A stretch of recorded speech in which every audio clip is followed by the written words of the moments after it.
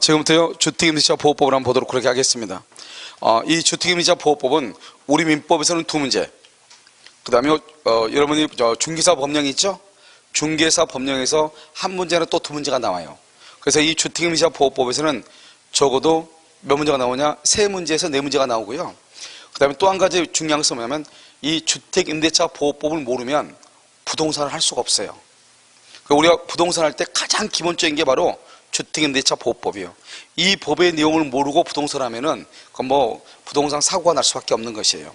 그래서 법조문은 몇 개가 안 되지만 지금부터 주택임대차 보호법의 내용에 대해서 한번 살펴보도록 그렇게 하겠습니다. 자, 여러분 한번 보세요. 우리 이제 어디로 보냐면 제1조 목적을 한번 보세요. 이 법은 줄거요 주거용 건물의 임대차. 이것은 주거용이어야 돼. 그래서 여러분 봐요. 여기서 이제 첫 번째 주거용이라고 되어 있죠. 자, 주거라는 것을 지금부터 설명을 해요. 우리가 이제 여기에서 겸용 건물이라고 하는 것이 있거든요. 겸용 건물이라고 해가지고요. 뭐냐면 다방 사건에서 판례가 뭐라고 얘기했냐? 다방에서 보면요, 여기가 이제 홀이죠. 홀이 있고 여기가 요 주방이 있죠. 여기가 이렇게 방이 있었거든요. 이 사건에서 판례가 뭐라고 했냐? 이 방만 따로 떼가지고 주거로 볼 수 있는가? 이 말이죠. 이것은 전체가 지금 뭐죠? 지금 주방이잖아요. 아니 홀이잖아요. 다방은 홀이 주죠. 그래서 이것을 뭐라 한다면 상가용 건물의 일부라고 하죠. 이걸 상가용 건물의 일부. 그것을 주거의 목적으로 사용하고 있다. 이 말이죠. 이것은 상가 건물 임대차 보호법에 적용을 받는 것이지 주택 임대차 보호법에 적용을 받는 것이 아니에요. 알겠죠? 그래서 이것은 주거이다 아니다? 아니다. 이 말이죠. 자, 두 번째는요. 판례가 지금 모텔 사건이 있어요. 원래는 여인숙인데요. 요즘 여인숙이 거의 없잖아요. 그러니까 모텔로 보시면요. 방이 10칸이 이렇게 있었거든요. 방이 10칸. 근데 이 한쪽을, 한 칸을 내실로 사용을 했어요. 다른 말로 주거로 사용했다 이 말이죠. 우리가 모텔의 방은 뭐예요? 영업이에요? 주거예요? 영업이죠. 영업. 비즈니스 하는 것이죠. 그러니까 이것은 뭐냐? 영업용 건물의 일부를 주거로 사용하고 있죠. 그러니까 이것은 전체로 봤을 때는 뭐에 해당한다? 상가 건물에 해당하는 것이지 주거용 건물이 아니다 이런 말이에요. 알겠죠? 그래서 우리가 주거용 건물이고요. 그 다음에 또 밑에 또 나오겠지만 또 뭐가 나오냐면 우리는 주거용 건물의 일부, 주거. 지금 무슨 말이냐면 방이 이렇게 있으면요. 집이 있으면 이 주거용 건물의 일부 있죠? 일부를 주거 외의 목적으로 사용한다 할지라도 이것은 주택임대차 보호법이 적용이 되는 것이에요. 아시겠죠? 그래서 주가 이제 주거이고요. 그럼 여기서 또 한 가지 보면 우리가 민법이라고 하는 것이 있고요. 여기 주택임대차. 지금 이게 주택임대차 보호법이죠. 주택임대차 보호법이 이렇게 두 가지가 있는데요. 이것을 우리는 일반법이다 이렇게 얘기하고 이것을 뭐라 한다? 특별법이다 이렇게 얘기하는 것이에요. 그래서 일반법, 특별법 이렇게 얘기해요. 그럼 이 차이는 뭐냐면 일단 주거용 건물에 대해서 문제가 발생하죠. 그러면 일단은 주택임대차 보호법을 먼저 적용을 하는 거예요. 그런데 주택임대차 보호법이 법조문이 몇 개 안 되다 보니까 다 적용할 수가 없단 말이죠. 그러면 주택임대차 보호법에는 없어 그 사건이. 그러면은 이때는 뭘로 보냐? 민법으로 이제서 간다 이거죠. 그런데 똑같은 문제가 발생했는데 그 문제를 해결할 수 있는 것이 민법에도 규정이 되어 있고 주택임대차 보호법에도 규정이 되어 있잖아요. 그러면 먼저 주택임대차 보호법을 민법보다 먼저 적용해서 주택임대차 보호법으로 해결하는 거예요.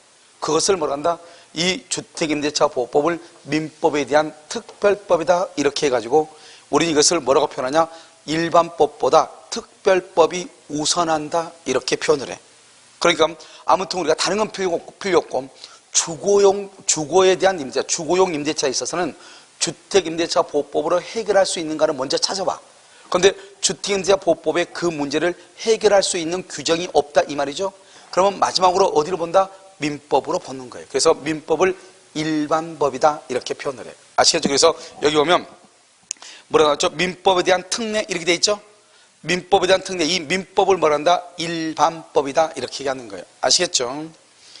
자, 그다음에 적용 범위를 보시면 이 법은 주거용 건물의 전부 또는 일부에 대한 임대차에 관하여 적용하고 임차주택의 일부가 주거 외의 목적으로 사용, 거기 줄 거 봐.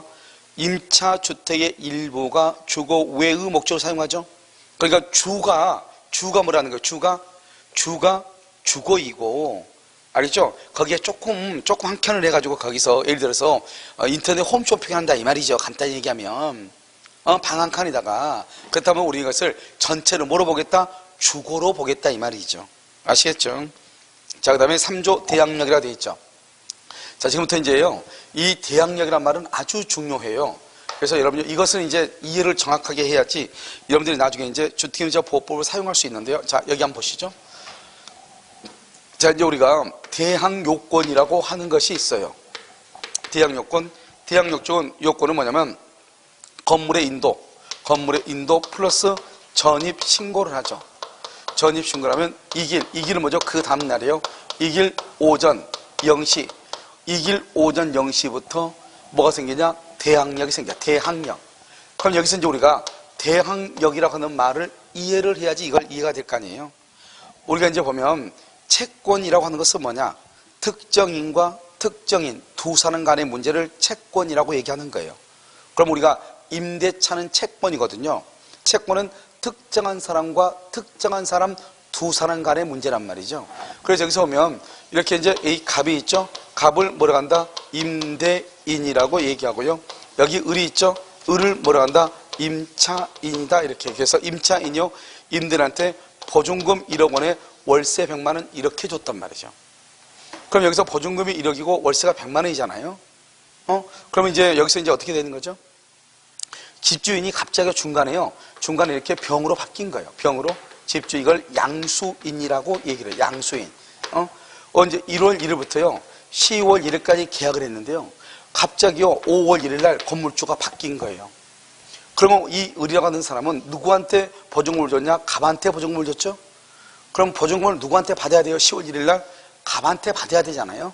그런데 중간에 5월 1일 날 건물주가 바뀌었잖아요. 그 건물주가 바뀌어서 이 사람이 양수인이요. 이 을이라는 사람한테 뭐란다? 너 나가. 이렇게 해. 너 나가. 야 나가. 이렇게 얘기해. 내가 주인이니까. 나는 10월 1일까지 계약을 했는데요. 그런데 이 양수인이라는 사람은 뭐죠? 집을 산 사람이죠. 집을 샀으면 그것을 뭐란다? 소유권이죠. 소유권은 채권이다. 물권이다. 물권이잖아요. 물권이고 임차권은 뭐다? 채권이죠. 그럼 채권과 물권이 부딪히면 누가 우선한다? 물권이 우선한다. 물권이. 그래서 물권이 우선하기 때문에요. 양수인이 비록 늦게 물건을 매수했다 샀다 할지라도 이 물권이 채권보다 우선하기 때문에요. 이 임차인한테 너 나가 그러면 임차인은 뭐라냐? 나 5월 1일부터 아직 10월 1일까지 기간이 남았는데 이렇게 주장할 수 없다 이 말이죠. 왜냐하면 임대차는 채권이고요. 채권이라는 것은 특정한 사람이 특정한 사람에게만 주장하는 거예요. 다른 사람한테는 주장할 수가 있어요? 없어요? 없다 이 말이죠. 안 돼. 그리고 그 다음에요. 지금 보증금을 그러면 누구한테 반환 청구해야 돼요? 보증금 반환은요. 보증금은 누구한테 받아야 돼요? 갑에게 보증금을 받아야 돼요.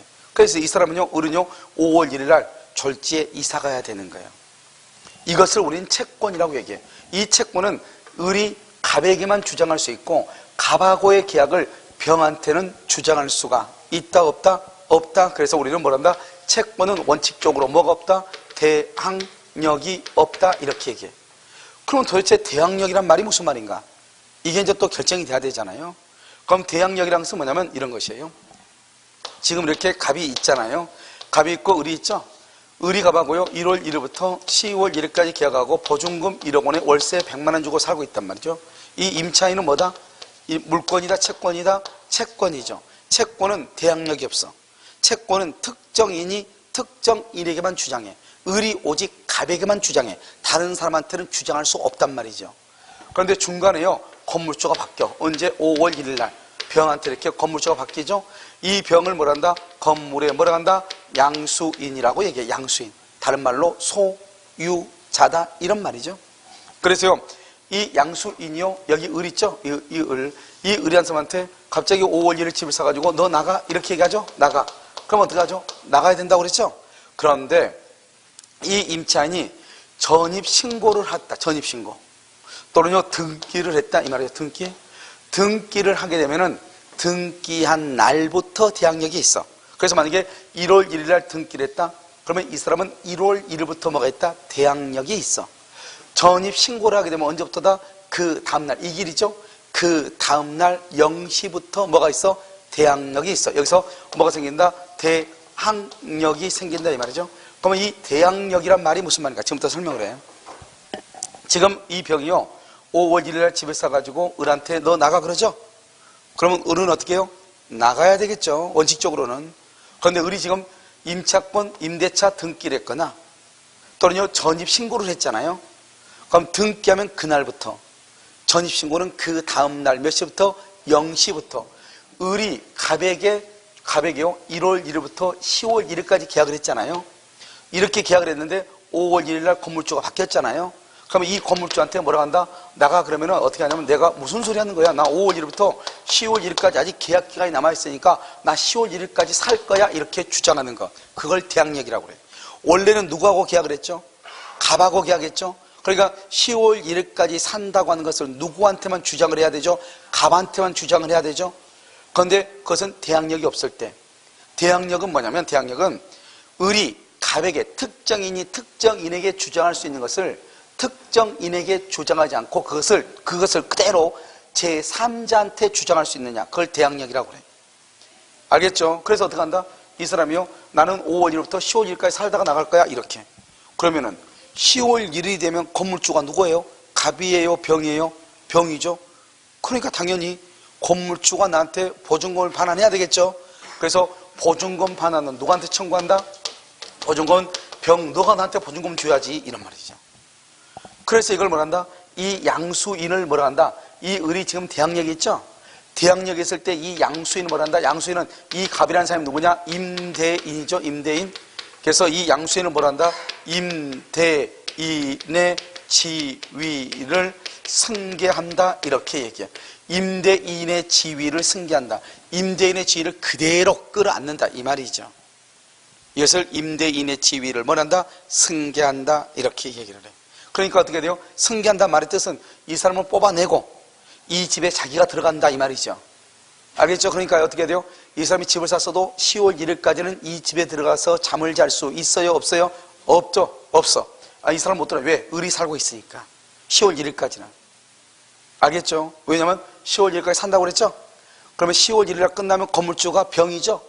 그래서 을은 병한테 보증금 반환을 청구하는 거예요. 그래서 대항력이라는 것은 뭐냐?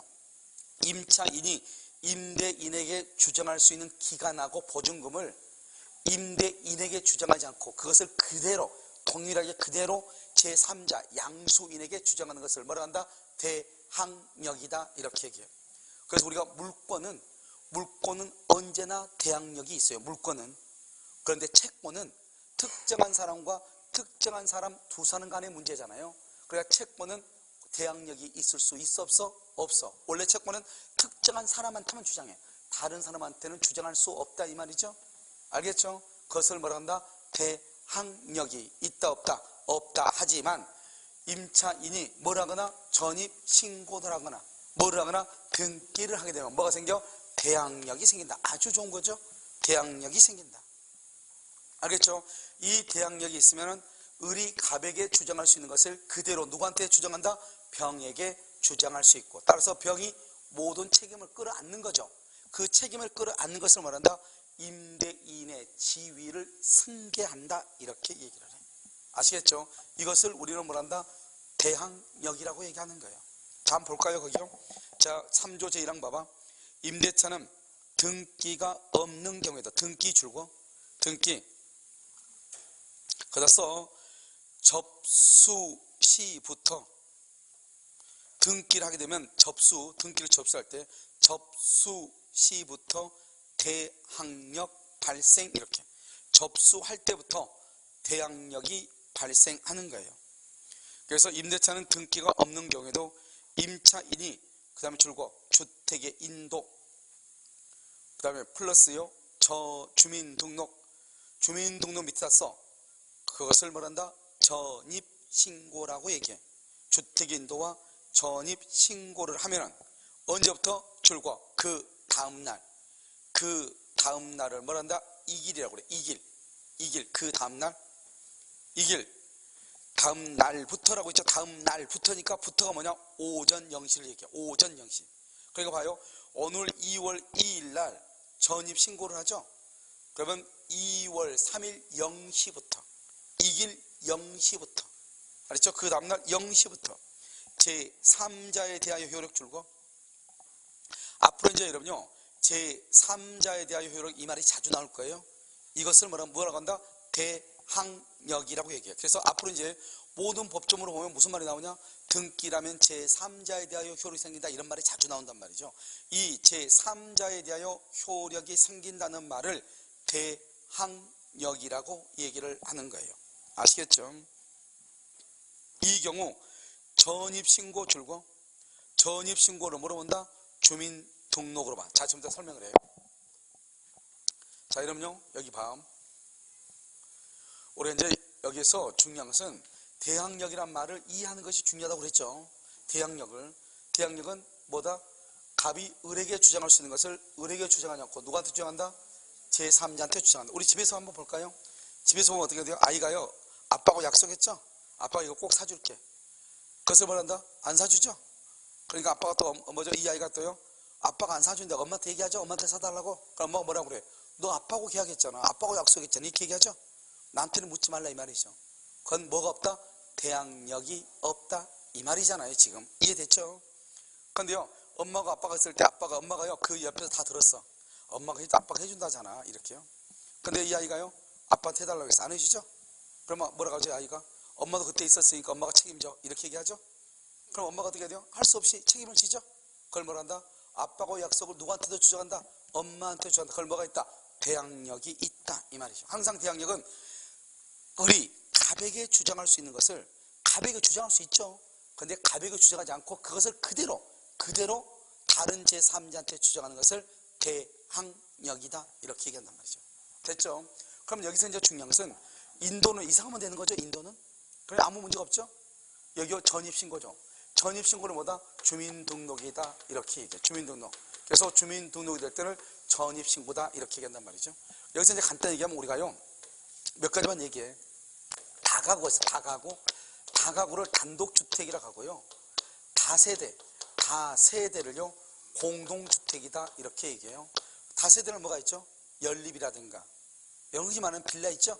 아파트라든가, 이것을 다세대다, 이렇게 얘기하죠. 다가구는 뭐죠? 건물주는 한 사람인데 거기에 월세 사는 사람, 전세 사는 사람 몇 가구가 살고 있죠? 그걸 다가구라고 한단 말이죠. 주인이 누구죠? 한 명이죠. 이럴 때는 다가구는 뭐냐면 동, 호수, 이렇게 집원이 이렇게 있잖아요. 동, 호수, 집원이 있으면 동하고 호수는 쓸 필요가 없어. 다가구는 집원만 쓰면 돼요. 우리 보면 다가구도 3층짜리 건물이면요 2층은 202호 있잖아요. 그걸 써도 되고 안 써도 되고 설령 잘못 써도 문제가 없다, 이 말이죠. 뭐만 똑바로 하면 된다? 집원만 똑바로 하면 된다. 알겠죠? 그런데요 여기요 다세대는 어떻게? 다세대는요 동, 호수, 그 다음에 뭐가 있다? 집원, 이 세 가지가 정확하게 기록이 돼야 돼. 다세대는. 알겠죠? 그래서 아파트라든가 빌라라든가 연립 있죠? 그런 것들은 이 세 가지가 정확하게 기록이 돼야 되고 하나라도 빠지면 안 되는 것이에요. 그럼 우리는 언제 그러면 주민등록이 있는 곳으로 볼 것인가? 먼저 우리가요 주민등록 서류를 작성을 하죠. 작성을 하고 그것을 이제 제출하면 접수가 되죠. 접수가 돼서 여기서 뭐란다? 검토하고요. 검토하죠. 그 다음에 뭐란다? 수리하죠. 수리하고 등재를 한단 말이죠. 이렇게요. 이렇게. 그래서 우리가 이제 먼저 서류를 작성해서 제출하면은 뭐죠? 주민자치센터에서 접수를 받죠. 그래가지고 검토하죠. 그러고 나서 수리하고 그 다음에 등재를 해. 우리는 여기에서 어느 단계를 전입신고로 볼 것인가, 이게 문제죠. 어느 단계를 전입신고로 본다? 수리를 뭐란다? 전입신고라고 얘기하는 거야. 수리를. 알겠죠? 그래서 이게 중요해. 언제를 전입신고다? 수리한 때, 이렇게. 자, 두 번째 여기 봐봐요. 신고자 작성을 100번지로 신고했어요. 똑바로. 100번지가 똑바른 번지수예요. 100번지로 접수가 돼가지고 100번지로 검토가 돼가지고 100번지로 수리가 됐단 말이죠. 그런데 공무원이 정작 주민등록부에 기재를 할 때는 100-1번지로 기록했다, 이 말이죠. 이런 경우는 전입신고로서 효력이 있는가? 전입신고로서 효력이 있어야 대항력이 있는 거잖아요. 판례가 뭐라고 했다? 이러한 경우는 효력이 있다, 이렇게. 신고가 잘못된 것도 누구의 잘못이죠? 누구? 공무원의 차고죠. 공무원이 잘못한 경우는 전입신고 효력이 있는 것이에요. 그런데요 처음부터 100번지인데요 이 사람이 100-1번지로 신고한 거예요. 그래서 100-1번지로 접수가 돼가지고 검토도 100-1번지로 검토가 돼가지고 수리가 공무원이 착각해가지고 잘 모르고 잘못 전입신고된 건데 그걸 공무원이 발견을 못한 거예요. 그래서 100-1번지가 돼가지고 100-1번지로 등재가 된 거예요. 이것은 주민등록 효력이 없는 거예요. 왜요? 이것은 처음부터 누가 잘못했죠? 신고인이 처음부터 잘못된 거잖아요. 신고한 사람이 처음부터 잘못 신고한 거죠? 그래서 안 되는 것이에요. 자, 그 다음에요, 여기요. 신고인이 100번지로 똑바로 신고했어요. 그래서 100번지로 접수가 돼가지고 100번지로 검토가 됐어요. 그런데 이 검토하는 과정에서 공무원이 착각을 해가지고요. 아, 거기는 100번지가 없는데요? 이렇게 100번지. 100번지가 없고, 그럼 몇 번지예요? 거기 101번지인데, 100-1번지인데요? 이렇게 잘못 가르친 공무원이. 나는 똑바로 신고했는데. 그래서 여기서요, 공무원이 재검토를 해가지고, 잘못해가지고 반려를 했단 말이죠. 몇 번지로 써오라고? 100-1번지로. 그러니까 이 사람은요, 공무원이 써오러 가니까 100-1번지로 해가지고, 100-1번지로 수리가 돼가지고, 여기요, 100-1번지로 등재가 됐다, 이 말이죠. 이것은 판례가 효력이 없다, 이렇게. 이것도 어렵다. 왜요? 지금 여기서 보면, 우리가 언제가 주민등록 전입신고다? 수리한테가 주민등록 전입신고인데 아직 수리하기 전에 검토 단계죠? 그러면 이것은 신고가 있어 없어? 없다. 신고가 없다 이 말. 신고가. 알겠죠? 그래서 신고가 없기 때문에 어떻게 한다? 이 사람이 여기서 검토 중에 다시 반려했단 말이죠. 그런데 이때는 신고인이 자기가 새롭게 작성을 한 거죠? 잘못 작성했죠? 잘못 작성한 걸로 되기 때문에 효력이 없는 것이에요. 알겠죠? 그래서 이 세 가지를 정확하게 구별할 수 있어야 돼요. 됐죠? 지금 이것을 우리는 뭐라 한다? 전입신고라고 얘기하는 거예요. 물론 이거 말고도 여러 가지가 있어. 여러 가지인데 그걸 다 가지고 따지려면 힘드니까 이 정도. 자, 그 다음에 또 여기서 이제 보면 그러면 언제부터 주민등록 전입신고로서 대항력이 있는가? 한번 봐봐요. 여기요. 우리가 주택에 인도를 받고 전입신고를 하죠. 전입신고를 하면은 여기서 뭐 생긴다? 대항력이 생기죠. 대항력이요. 한번 볼까요? 2월 1일 이렇게 됐어요. 2월 1일이고 여기는 2월 4일이에요. 그럼 언제 대항력이 있는가 이 말이죠. 여기는 이사는 2월 1일에 났는데 전입신고도 2월 1일 바로 했단 말이죠. 그럼 대항력이 언제 있다? 2월 2일 0시부터 2월 2일 0시 이렇게. 여기는요 2월 1일 이사는 2월 1일인데 전입신고는 언제 했다? 2월 4일 날 했죠? 그럼 언제다? 2월 5일 0시부터 이 두 가지가 완벽하게 갖추어진 그 다음날 0시부터 대항력이 있는 거예요. 그러면 등기는 언제부터 대항력이 있는가? 등기는 등기 한 날부터. 그래서 만약에 2월 5일 날 등기했다 그러면 2월 5일부터 효력이 있는데 우리는 전입신고는 2월 6일 0시부터 대항력이 있는 거예요. 무슨지 알겠죠? 그래서 여러분 이제 뭐를 조심해야 되냐? 우리가 등기는 등기를 딱 하잖아요. 등기하게 되면 접수한 때부터 효력이 있거든요. 등기는. 그러니까 항상 여러분요. 내가 그럼 등기를 언제 접수해요? 먼저 등기를 먼저 접수하고 그러고 난 다음에 나중에 등기가 된단 말이죠. 그러니까 여기 사이에 보통 일주일 정도 이렇게 간격이 있단 말이죠. 그러니까 이 경우 2월 1일 접수가 돼가지고요. 접수가 됐는데 등기는 2월 7일 날 등기가 된단 말이죠. 그러면 언제부터 효력이 있다? 2월 1일부터 효력이 있다 이 말이죠. 나는 근데 여기서 2월 4일 날 내가 전입신고를 했다 이 말이에요. 전입신고를. 그럼 이거 어떻게 할 것인가? 내가 전입신고할 때는 등기가 지금 있어 없어? 없죠. 등기 아직 없어? 등기가 완료돼야지 등기부에 기록이 되니까. 그러니까 내가요 전입신고를 했을 때는 아무도 없었거든요. 등기부에. 그렇게 해가지고 내가 전입신고를 했는데 나중에 보니까 등기가 나중에 됐는데 접수 시부터 효력이 있다는 거예요. 그럼 내가 후순위가 돼버리는 거예요. 그러니까 여러분 어떻게 해야 되겠어요? 아주 중요해요. 아주. 그래서 우리가 만약에 월세나 전세를 줄 때는 반드시 주인한테 사인을 받아야 돼. 그래서 특약사에다 써야 돼. 특약사에다가 지금 등기가 접수된 최근에 등기가 접수된 사실이 있다 없다? 없다. 이 사실을 꼭 기록해야 돼. 만약에 전입신고를 하기 전에 등기가 접수된 사실이 있으면 모든 책임은 임대인의 책임을 한다. 이걸 꼭 기록해야 돼. 그걸 기록하지 않으면 이제는 아주 큰일 날 수 있어. 중개 사고가 될 수 있어. 우리가 딱 봐서 주민등록 등기부를 딱 봤을 때는 아무 문제가 없잖아요. 없는데 접수가 이미 3일 전에 접수가 돼가지고 아직 등기가 안 됐을 뿐이단 말이야. 완료 등기는 서류 심사하고 이렇게 해서 완료가 될 거 아니에요? 그럼 완료가 딱 되면은 그럼 나는 2월 1일 등기 접수가 돼가지고 나는 2월 2일 날 전입신고를 했는데 등기 완료는 2월 4일 날 됐단 말이죠. 그러면 내가 더 빨리 해야 되는데 등기가 완료가 딱 된 게 2월 4일이어도 등기는 언제부터 효력이 있다고 봐버려? 접수할 때부터 효력이 있는 것으로 봐버리니까 내가 졸지에 등기부에 아무것도 없어가지고 내가 전입신고를 했는데 나중에 등기가 돼가지고 나보다 더 빠른 번호가 있다 이 말이죠. 그러면 돼야 안 돼요? 안 되겠죠. 그래서 항상 건물을 매매하거나 또는요 전세라든가 월세를 할 때는 이제는 특약상을 아예 그냥 딱 써놔야 돼. 알겠죠? 그래서 건물 임차인이 전입신고를 하기 이전에 만약에 어떤 등기 서류가 어떤 종류의 등기 서류가 접수가 됐다 하는가 접수가 돼가지고 등기가 완료가 되면은 모든 책임은 누구의 책임으로 한다? 임대인의 책임으로 한다. 이것을 꼭 기록해야 돼. 알겠죠? 그래야지 나중에 문제가 발생하면은 내가 책임을 져 안 지는데 그런 아무런 말이 없으면 나중에요 임차인한테 당할 수 있단 말이죠. 아시겠죠? 그래서 그게 아주 중요해. 알겠죠? 그래서 이제는 예전에는 등기가 완료가 될 때 등기의 효력이 있었거든요. 그런데 지금은 언제부터 등기의 효력이 있다?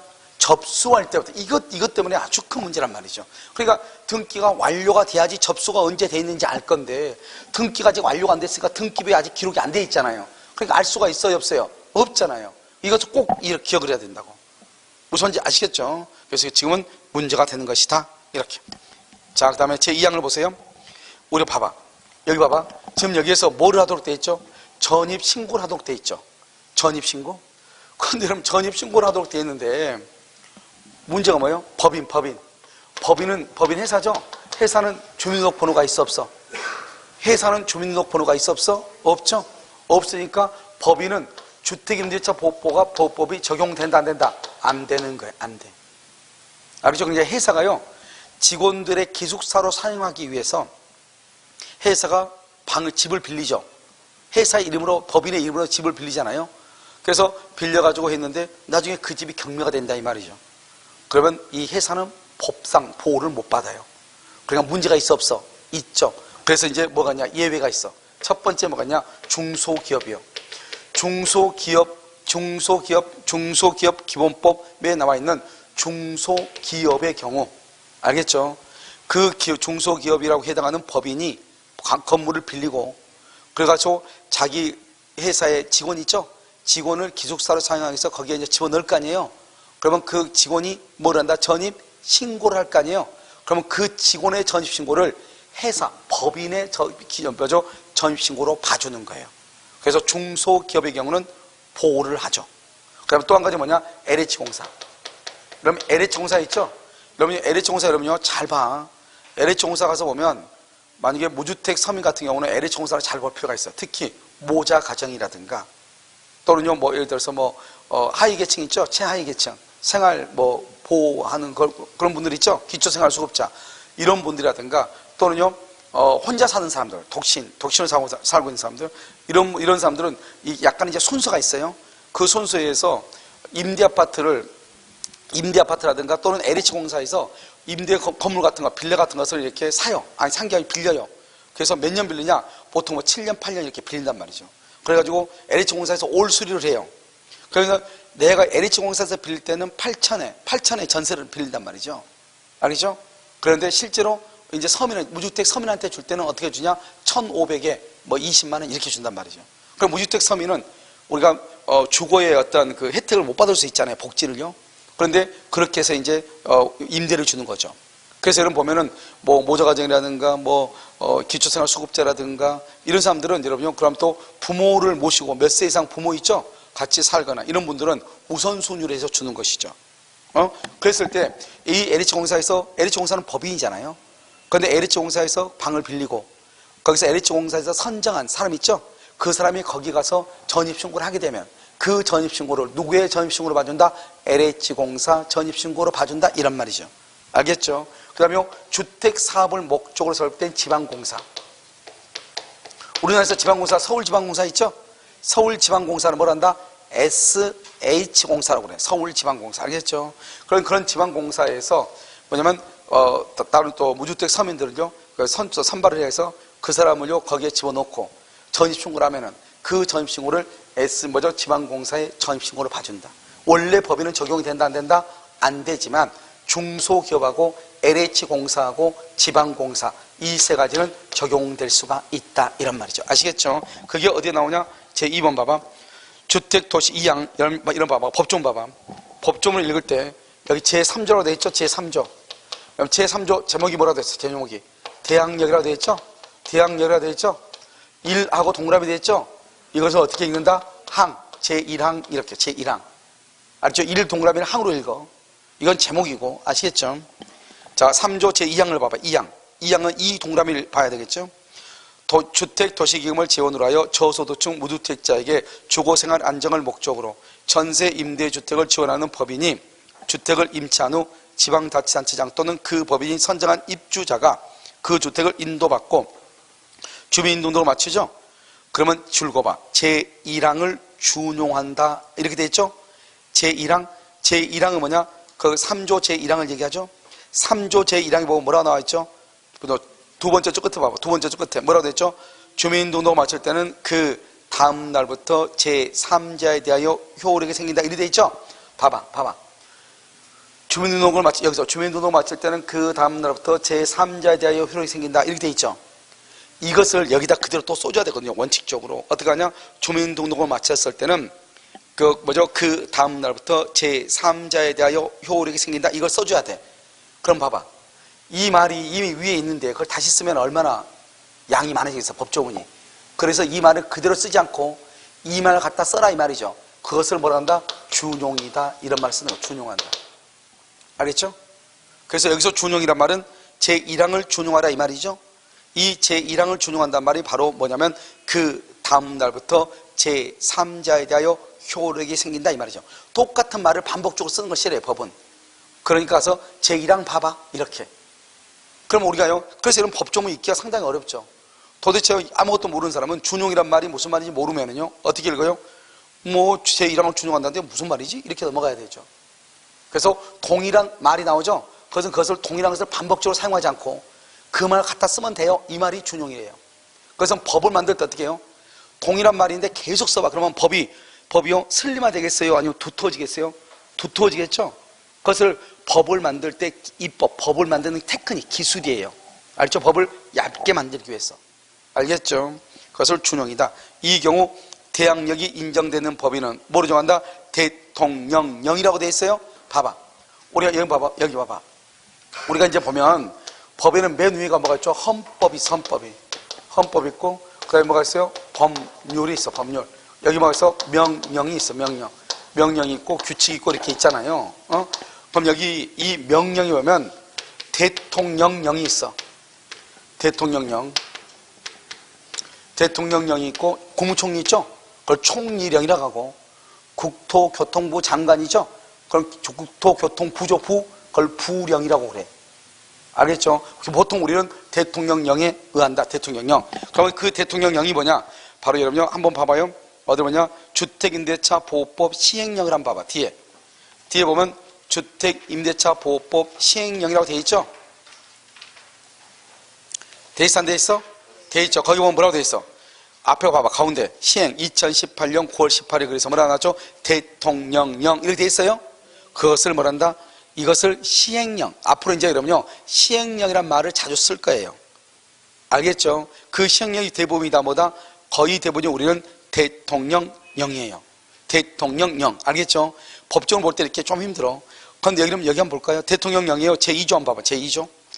제2조 대항력이 인정되는 법인 이렇게 돼 있어요? 돼 있죠? 거기 뭐라죠? 주택임대차보호법 3조 제2항 후단 이렇게 돼 있어요? 참 어렵죠? 봐봐. 이건 뭐 법적으로 보는 방법이니까 어쩔 수 없어. 봐봐. 3조. 그러면 2항이면 동그라미 해야 되겠죠? 제2항. 뭐라고 했죠? 2항에 후단이라고 돼 있죠? 후단. 그럼 이건 전단이고 이건 후단이다 이 말이죠. 여기 후단 이렇게 돼 있죠? 그러면 죄송한데 다시요. 주택임대차 보호법으로 와. 주택임대차 보호법 거기 딱 잡고 왔다 갔다 하지 마시고. 알겠죠? 됐어요? 자 3조 제2항을 봐봐요. 3조 제2항을 보면 뭐라 나왔죠? 어디까지냐면 그럼요 아까 했죠. 제1항을 준용한다 이렇게 돼 있나요? 준용한다 돼 있죠? 그러고 나서 또 뭐 좀 마침표 하고 다시 또 시작이 되죠. 알겠죠? 그러니까 거기까지를 전단이라고 그래. 뭐라고 해서 마침표 딱 돼 있어, 안 돼 있어? 됐죠? 그 다음에 또 여기 뭐라고 했어요? 이 경우에 이렇게 돼 있죠? 여기를 후단이라고 하는 거예요. 그러면 그 후단이 뭐라죠? 이 경우에 대항력이 인정되는 법인은 뭐로 한다? 대통령령으로 정한다. 이렇게 돼 있죠? 거기다 써봐. 거기다 써. 시행령 제2조 이렇게 써봐. 시행령 제2조. 대통령령은 뭐다? 시행령 제2조를 얘기하는 거예요. 그러니까 법을 볼 때 좀 어렵죠. 그런데 법을 여러분 있잖아요. 이렇게 법을 한번 보는, 법조문을 보는 방법을 한 번만 딱 터득하면은 다른 종을 볼 때 다 똑같으니까 아무것도 아니죠. 그런데 이걸 모르고 그냥 읽으면 아무 필요 없다는 걸 얘기하는 거예요. 아시겠죠? 그럼 다시 시행령 제2조로 와. 시행령 제2조 왔어요? 자, 시행령 제2조로 보면 뭐라 나왔죠? 주택임대보호법 제3조 제2항 후단에서 대항력이 인정되는 법인은 뭐냐 이 말이죠. 어디다? 여기 LH공사. LH가 뭐죠? 한국토지주택공사죠? 그것을 LH공사. 그 다음에 뭐다? 주택사업을 목적으로 설립된 지방공사. 지방공사만 줄거면 돼? 지방공사 이렇게. LH공사, 지방공사 이렇게. 여러분 이해되셨나요? 됐죠? 그러니까 여러분 다시 이제 앞으로 와봐 이제. 앞으로 와가지고 아까 내가 대통령령으로 정한다 그러는 시행령 제2조라고 쓰라고 그랬죠? 시행령 제2조라고 쓰라고 했잖아요. 거기다가 뭐라고 써야 돼요? 이렇게 써야 되겠죠. LH공사, 지방공사 이렇게. 거기다가 아예. 그러면 나중에 우리가 시행령을 다시 볼 필요가 있어요? 없어요? 없죠. 알겠죠? LH공사, 지방공사 이렇게. 됐죠? 자, 3항을 봐요. 중소기업기본법 제2조에 따른 중소기업에 해당하는 법인 출고. 중소기업에 해당하는 법인이요 소속 직원의 주거용으로 주택을 임차한 후 그 법인이 선정한 직원이 해당 주택을 인도받고 주민등록을 마쳤을 때는 또 나왔네. 마쳤을 때는 제1항을 준용한다. 제1항이 아까 우리가 뭐라고 얘기했어? 제1항이 뭐다? 그 다음 날부터 제3자에 대하여 효력이 생긴다. 제1항이 어디가 있어? 제1항이 3조 제1항으로 올라가야죠. 3조 제1항이 뭐라고 돼 있어? 그 다음 날부터 제3자에 대하여 효력이 생긴다. 이 말을 여기다 써야 되는데 이 말을 쓰면 좀 길어지니까 법조문이 많아지니까 그 말을 뭐라고 써놨다? 그냥 준용한다 이렇게 써놓은 거라니까. 지금 내 말 지금 이해됐어요? 그것을 준용한다 이렇게. 됐죠? 임대차가 끝나기 전 그 직원이 변경된 경우에는 그 법인이 선정한 새로운 직원이 주택을 인도받고 주민등록을 마친 다음 날부터 제3자에 대해 효력이 생긴다. 이 말이 무슨 말이냐? 직원이 자꾸 바뀌잖아요. 그럼 맨 처음 봐봐. A라는 직원이 들어왔어요. 그럼 A라는 직원이 들어와가지고 A라는 직원의 이름으로 전입신고를 했죠. 그러면 그 다음 날부터 중소기업에 이제 대항력이 생기는데 퇴사한 거예요. 10개월 있다가 다른 또 직원이 들어왔단 말이죠. 그럼 퇴사하면은 대항력이 없어져 버려요. 전입이에요? 전출이에요? 전출이니까 없어져 버리는 거예요. 그러면 이제 또 어떻게 한다? 새로운 사람이 이제 또 들어왔잖아요. 그럼 새로운 직원이 들어와서 전입신고를 하죠? 그럼 그 다음날 0시부터 대항력이 생기는 거예요. 이런 무슨 말인지 알겠죠? 그렇게 얘기하는 거예요. 자, 사항은요.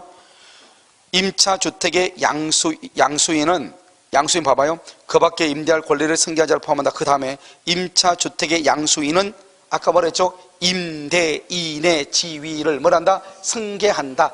이 승계할 때는 써 거기다가 임차인에게 대항력이 있는 경우 이렇게.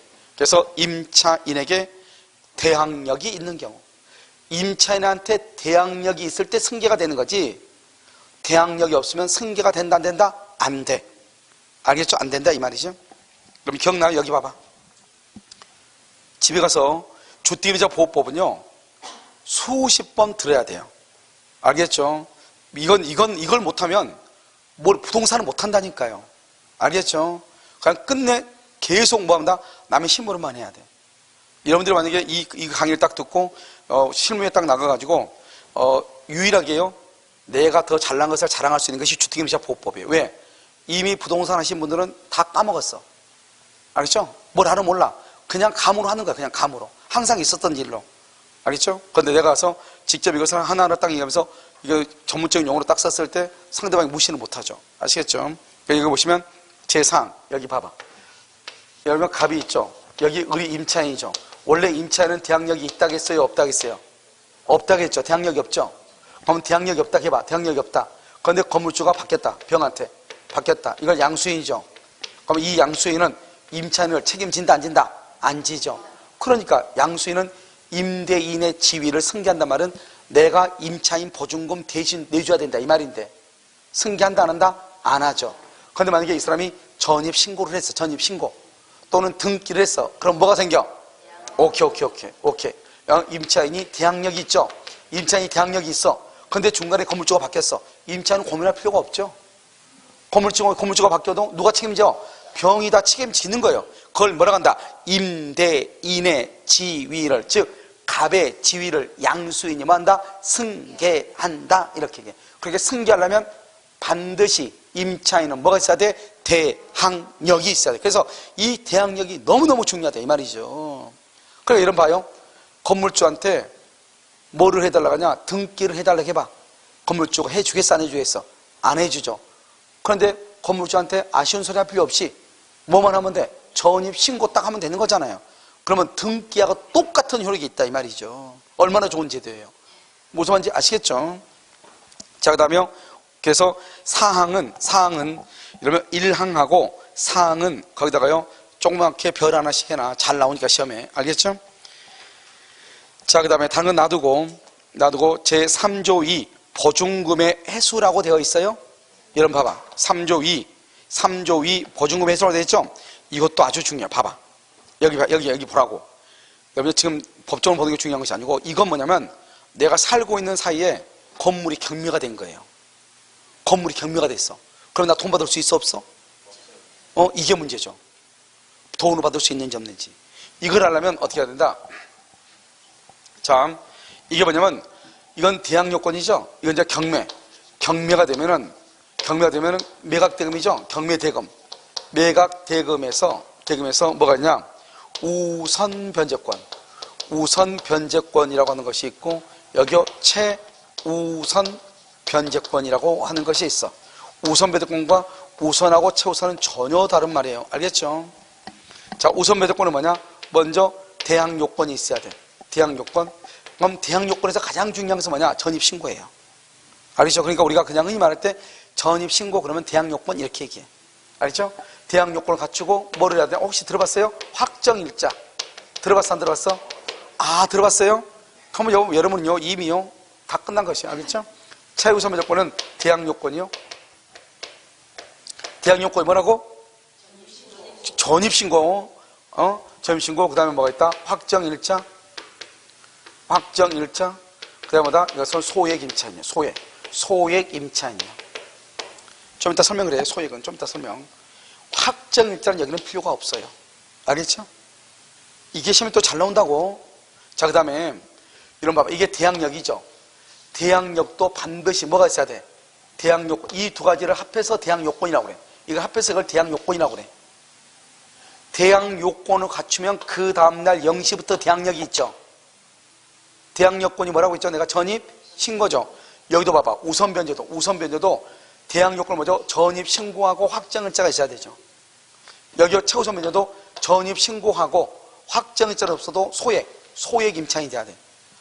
공통적인 게 뭐야? 공통적인 게 대항력하고 우선 변제하고 최우선 변제 공통적인 게 뭐야? 대항요건이잖아. 대항요건 다 뭐다? 전입 신고. 그래서요 주택임대차 보호법은 전입 신고가 되어 있지 않으면 적용되지 않는 거예요. 그러니까 여러분요 주택임대차 보호법으로 적용을 받고 법의 보호를 받으려면 반드시 뭐가 있어야 돼? 전입신고. 나중에 보면 알겠지만 상가는 뭐냐? 사업자 등록이 돼 있어야 돼. 무조건. 그러니까 여러분요 중개업자가 제일 먼저 해야 될 말이 뭐예요? 임차인한테 설명을 할 때 전입신고가 이렇게 중요하니 빨리 가서 전입신고부터 하세요. 이렇게 말을 해야죠. 무슨 말인지 알겠죠? 전입신고가 없이는 주택임대차 보호법 사업자 등록 없이는 상가 건물 임대차 보호법에 적용을 못 받는다고. 보호를 못 받아. 알겠죠? 지금 그걸 먼저 알았죠? 자, 두 번째, 우리가 우선 변제하고 최우선 변제라고 하는 것은 뭐냐? 경매가 됐을 때 경매가 됐을 때 경매 대금에서 돈을 받을 수 있는지 없는지 너무너무 중요하죠. 알겠죠? 그러면 이것은 이제 이걸 알기 이전에 우리가 뭐를 알아야 되냐? 우리요 말소 기준 권리라고 하는 것이 있어. 말소 기준 권리. 이게 무슨 말이냐? 말소 기준이 무슨 말이냐? 이것은 뭐냐면 저당권, 근저당권, 그 다음에 압류, 가압류 이런 것이 있단 말이죠. 저당권, 근저당권, 압류, 가압류. 이게 무슨 말이냐? 우리가 여기 보시면 여기 건물이 이렇게 있잖아요. 이 건물이요. 건물인데 A가요 근저당이 있어요. 근저당. 여기 B가요. B가 임차인이에요. 임차인. 여기 C가요 저당권이 이렇게 있어요. 그런데 이 집에 지금 경매가 딱 되잖아요. 경매가 딱 되면 의리라는 사람이 경락인이잖아요. 경락을 받는 사람이죠. 경락인. 그럼 어떻게 되냐? 이런 것들이 이렇게 있잖아요. 순서가 이렇게 있을 거냐. 울구를 보면은 등기부 울구를 보면 쭉 나오면 어떻게 하냐? 딱 보고요. 먼저 저당권, 근저당권, 압류, 가압류가 어디가 있나 빨리 봐. 그래서 울구하고 갑구를 딱 보면은 가압류나 또는 압류나 또는 을구로 가서 보면 을구, 저당권이나 근저당권이 나올 거예요. 날짜를 빨리 봐. 빨리 봤더니 이 사람이 전입신고한 날짜는 3월 1일인데 이미 2월 1일이라 근저당권이 있는 거예요. 그럼 누가 1번이다? 근저당권이 1번이. 그래서 뭐란다? 먼저 경매가 딱 되면 이걸 다 찾아. 이걸 여기서 다 찾았더니 어디 있어? 근저당 여기 있고 여기 저당권 여기 있네. 두 개 있네. 저당권, 근저당권. 알겠죠? 두 개 있죠? 둘 중에서 어디가 더 위에요? 제일 위에요? 근저당이죠? 여기서 이 A가 경매가 되면은 말소가 되는 기준이 돼. 그래서 경매가 딱 되죠? 그럼 어떻게 한다? A 이하의 모든 권리가 소멸해. A 이하의 모든 권리가 소멸해. 이걸 소멸주의라고 해. 그러니까 어떻게 돼요? 임차권도 없어져 버리는 거야. 날아가 버려. 아무리 내가 전입신고를 했어도 나보다 먼저 저당권이 있죠? 그리고 내가 2번으로 임차인이죠? 그런데 경매가 되잖아요. 그러면 저당권부터 누가 경매를 청구하든지 간에 관계없어. 누가 경매를 청구하든지 간에 몇 번이 경매를 청구하든지 관계없이 일단 경매가 딱 되면은 저당권, 근저당권, 압류, 가압류를 빨리 찾아. 다 찾았죠? 다 찾아놓고 나서 제일 위에 있는 놈이 몇 번인가 봐. 여기는 몇 번이다? 1번이죠. 1번 이하는 전부가 다 없어지는 거예요. 알겠죠? 다. 그러니까 어떻게 돼요? 임차인도 쫓겨나야 되죠. 그래서 임차인은 그럼 어떻게 돼요? 임차인은 여기서 경락인이 여기 경락대금, 매매대금, 경락대금이 있을 거 아니에요? 이 돈에서 순서대로 돈을 받고 나오는 거예요. 순서대로. 그런데 이 사람이 이 경매된 집에서 돈을 받으려면 어떻게 해야 되느냐? 뭐가 있어야 돼? 여기 있어야 돼. 대항 요건하고 확정일자가 있어야지 돈을 받을 수 있대. 이 말 아니에요, 지금. 내가 전입신고를 했는데 확정일자가 없거나 확정일자는 있는데 전입신고가 없죠? 그럼 경매된 집에서 그냥 빈털로 쫓겨나는 거예요. 내 말 지금 이해됐어요, 지금? 그러니까 우리가 경매된 집에서 돈 몇 푼 받고 나오려면은 반드시 뭐가 있어야 돼? 첫 번째, 전입신고가 있어야 되고, 두 번째 뭐가 있어야 돼? 확정일자를 받아야 된다고. 이게 없으면 경매된 집에서 두 손 들고 나오는 거예요. 알겠죠? 그리고 어떻게 한다? 마누라하고 이혼 나가고. 왜요? 이런 사람하고 어떻게 살겠어요? 적어도 어때요? 내 집은 내가 지켜야 되는 거잖아요. 그러니까 최소한 뭐는 해야 된다? 전입신고. 이해되셨나요? 이게 너무너무 중요하다 이런 말이에요. 아시겠죠 지금? 그래서 이것 때문에 우리가 이걸 말소기준을 또 한번 볼까요? 이거요. 이번에는 이게 갑인데요. 여기가 A가요 뭐냐? 임차인이고요. 여기가 B가 전세권이고요. C가 저당권이고요. D가요 가압류고요. 가압류. 그 다음에 E가 근저당이다 이 말이죠. 이렇게 된 경우도 있겠죠. 그런데 이 근저당권자가 경매를 청구해요. 내가 말했어. 누가 경매를 청구하든지 간에 관계없이 찾으라고. 뭘 찾아? 저당권, 근저당권, 압류, 가압류를 찾으라고. 어디 있어 여기? 저당권, 가압류, 근저당 이렇게 있네. 셋 중에서 어디가 제일 위에요? 3번이 제일 위에네. 3번. 여기 저당권 제일 위에네. 그렇잖아요. 그러면 저당권 이하는 전부가 다 뭐를 해? 소멸해. 이것을 소멸주의라고 그래. 소멸주의 이렇게. 알겠죠? 그런데 여기 두 개는 소멸한다 안 한다? 이 두 개는 소멸하지 않아. 이 두 개는 소멸하지 않아. 소멸하지 않고 뭐냐? 이것을 경락받은 사람을 병을 경락인이라고 얘기하는 거예요. 경락인. 이 경락인이 뭐한다? 책임을 져. 책임지는 것을 뭐한다? 인수주의라고 그래. 왜? 죽지 않으니까 보증금 1억 있고 여기 1억 있죠? 그러면 1억하고 1억을 경락인이 책임을 지는 거예요. 알겠죠? 그러니까 봐봐. 만약에 여기에서 이 경매대금이 이게 5억짜리다. 예를 들어서 내가 5억에 경매를 들어가려고 그래. 그러면 5억에 들어가야 돼. 왜요? 1번부터 다 없어지니까 5억에 들어가야 돼. 여기서 이 건물이 5억이라고 생각이 들어. 한 5억짜리 될 것 같은데? 그럼 5억에 들어가면 되겠어 안 되겠어? 왜 안 돼? 1번, 2번에 내가 책임을 져야 되니까. 얼마에 들어가야 돼? 얼마에? 3억 원에 들어가야지. 3억 원에. 알겠죠? 그럼 어떻게 돼요? 경매가 시작되면 가서 달려들면 돼? 안 돼? 안 돼. 한 번 경매가 되면 20%에서 30%가 차감이 돼. 한 번 경매가 유찰이 되면. 그러니까 이런 경매는 모르는 또라이 빼고는 아무도 안 들어가. 알겠죠? 얼마가 될 때까지? 3억이 될 때까지. 그래서 만약에 30% 차감된다. 한 번 유찰될 때마다 그러면 5억이니까 5, 35, 1억 5천이 일단 끊어지죠. 한 번에. 그럼 두 번째 경매 들어간 사람이 있어 없어? 아무도 없어 또. 왜? 두 번째가 얼마야 지금? 3억 5천이잖아요. 아무도 안 들어가죠. 또 3억 5천에 대한 또 30%. 거의 또 1억 정도가 또 까요. 그럼 얼마? 2억 5천이죠. 그럼 이제 3이 들어가죠. 이제 그때. 세 번째 이제. 세 번째 들어갈 때 얼마씩 쓴다? 보통 2억 9,900, 3억 1,500 이 정도 쓴단 말이죠. 무슨 말인지 알겠죠? 그러니까 그때 될 때까지 경매에 들어가면 돼? 안 돼? 안 되는 것이죠. 이해되셨죠 지금? 그래서 여러분들이 경매학원에 가면 이걸 배우는 거예요. 지금 다 배웠죠? 그러니까 여러분은 이미 수강료 낸 거 오늘 돈 다 번 거예요. 알겠죠? 경매학원에서 돈 몇십만 원 내고 이거 버는 거 아니에요. 아무것도 아닌 거 가지고. 그래서 여러분요, 이 두 사람은 소멸한다 안 한다? 안 해. 그것을 인수한다. 누가 인수해? 병이 인수한다. 병이 인수한다. 이 말이죠. 병이 책임진다. 그래서 병을 뭐라 한다? 임대인의 지위를 뭐 한다? 승계한다. 똑같죠. 아까 매매나 경매나 똑같은 거라니까요. 그러면 여러분 어떻게 돼요? 이 임차인데 문제는 뭐냐면 이 전세권이에요. 전세권은 원칙은 소멸하지 않아요. 소멸하지 않는데 우리나라 사람들은 또 희한해가지고 망한 집에서 살기 싫다는 사람이 있어.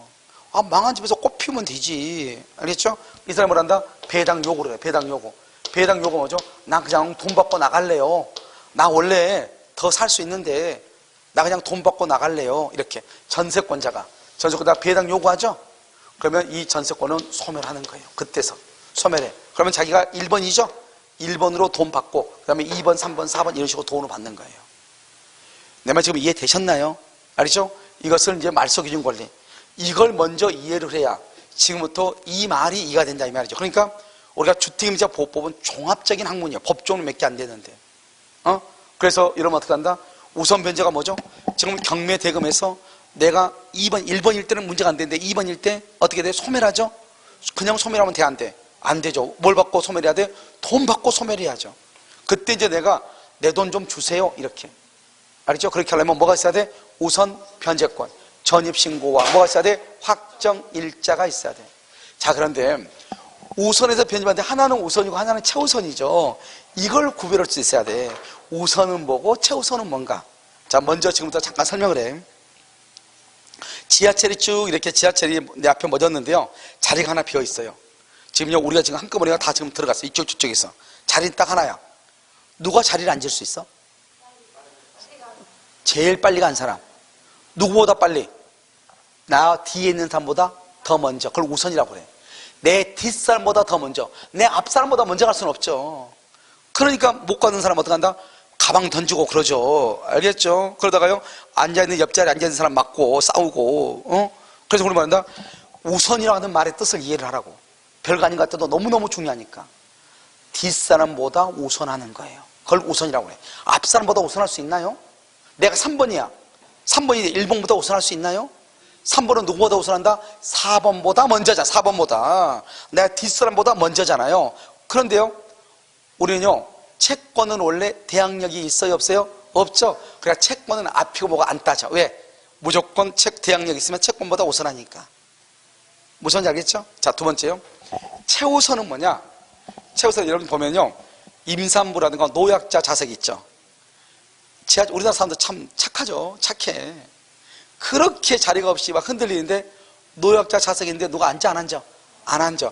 그냥 한 명 앉으면 좀 편해서 좋을 것 같은데 아무도 안 앉아. 외국인들이 그게 가장 신기하다잖아요. 그런데 융통성은 없다고 그래. 누가 앉아 있다가 어르신 오면 일어나주면 되잖아요. 그러면 좀 편하잖아요, 이게. 근데 아무도 안 앉아. 눈치 보고 막 비비고 이렇게 막 죽죠.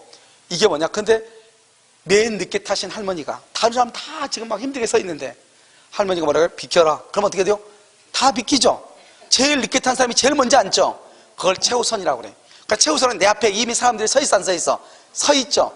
그 사람보다 더 먼저. 그래서 최우선은 다른 모든 사람보다 먼저. 그걸 최우선이라고 그래요.